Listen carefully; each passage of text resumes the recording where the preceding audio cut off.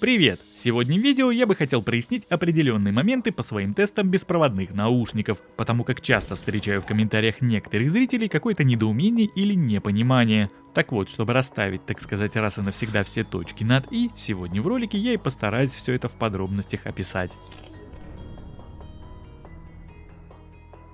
Первое, о чем пойдет речь, это тест на автономность. На сегодняшний день абсолютно все наушники, что попадают ко мне на обзор, проходят данную проверку на 100% громкости. И мне абсолютно все равно, что производитель пишет там где-то у себя в промо-материалах со сноской под звездочкой. Лично я люблю слушать музыку громко, но тем не менее и у меня есть определенный предел, выше которого уже не могу. В большинстве своем из всей массы того, что я успел переслушать, мой верхний порог как раз таки и составлял те самые 100%. Исключением здесь, наверное, будут наушники KZ-Z1 и Kinera UH623 из недавнего моего обзора. По крайней мере, это те модели, что сразу приходят на ум. Конечно же, были и другие, но эти запомнились больше всего.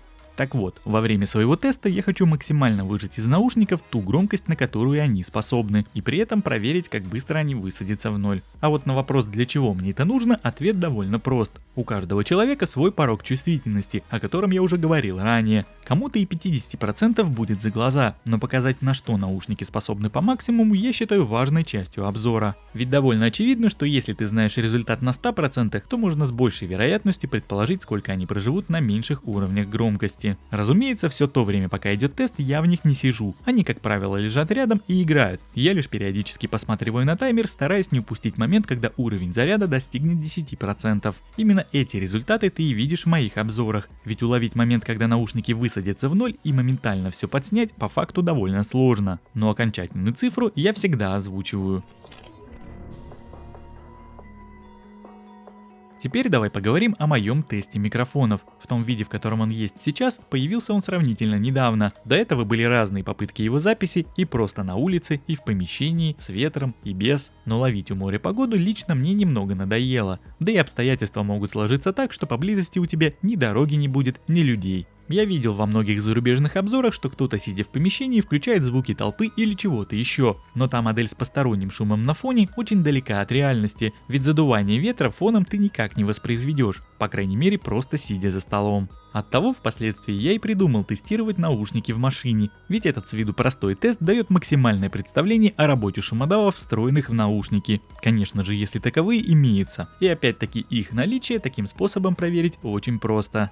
Так вот, тест в машине с открытыми окнами, да еще и на скорости, позволяет искусственно создать тот самый ветер в виде сквозняка, который направлен аккуратно на наушники, и плюс сюда же добавляется шум от дороги и проезжающих мимо машин. И вот у нас получается некая комбо, которая нагружает микрофоны по полной программе. Да, условия экстремальные, да, никто так разговаривать каждый день не будет, но все же согласись, что это самый быстрый способ все проверить.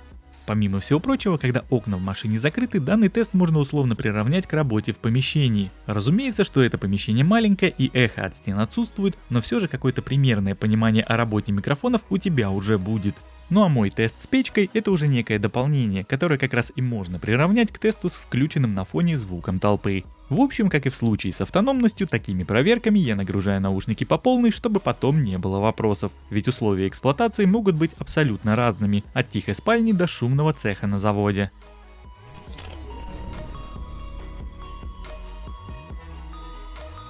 Теперь что касается игр.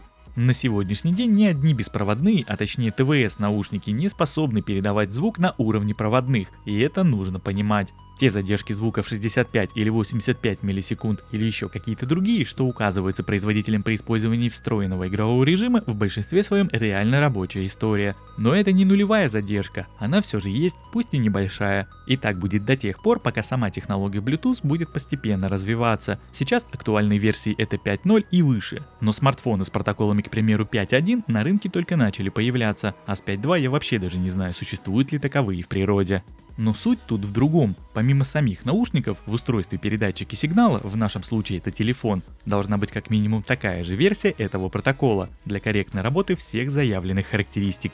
При всем при этом люди частенько не задумываются о том, что в смартфоне производитель может установить Bluetooth модуль среднего качества или прописать в прошивке неправильный или же некорректно работающий драйвер для его работы. В связи со всем этим вместе или по отдельности заявленные в наушниках задержки могут не работать так, как того задумывали изначально. Особенно часто это может встречаться в бюджетных моделях или флагманах 2-3-летней давности, когда технология Bluetooth 5.0 только начала массово распространяться и сами модули были на старте своего развития. Помимо всего прочего, на скорость передачи звука может также влиять скорость мобильного интернета, если мы говорим об онлайн-играх. Тут надо отдать должное, что некоторые разработчики уже вовсю начали допиливать свои приложения для работы с беспроводными наушниками. И тем не менее, задержки до сих пор ощущаются, но становится все меньше и меньше. Год назад вообще играть было невозможно, а сейчас уже дошли до 65 миллисекунд. Но это все же не ноль, так что если ты профессиональный игрок или находишься на высоком уровне скилла, то забудь про беспроводные наушники.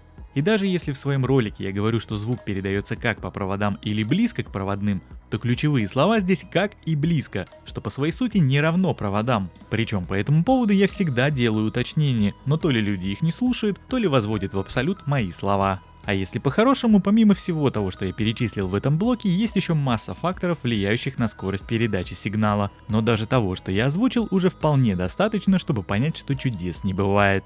Для примера хотел бы здесь продемонстрировать, как лично я считаю задержку в играх. На самом деле это приблизительно, но очень просто. Для этого по сути нужно закинуть записанную со звуком игровую сессию в видеоредактор и просто поставить два маркера в момент нажатия пальца на экран и в момент фактического звука выстрела. После чего для удобства растягиваем это все дело на таймлайне и смотрим величину отрезка. Единственный важный момент лишь в том, что мой редактор не показывает третью цифру после запятой. Оттого я частенько в роликах и говорю, что задержка имеет место быть на сотые доли секунды. Ведь 0.87 и те же 0.07 это сотые доли, а не тысячные. Таким образом, как ты, наверное, уже понял, осуществлять замеры в игровых тестах не так уж и сложно. Лично я их делаю на ходу во время монтажа.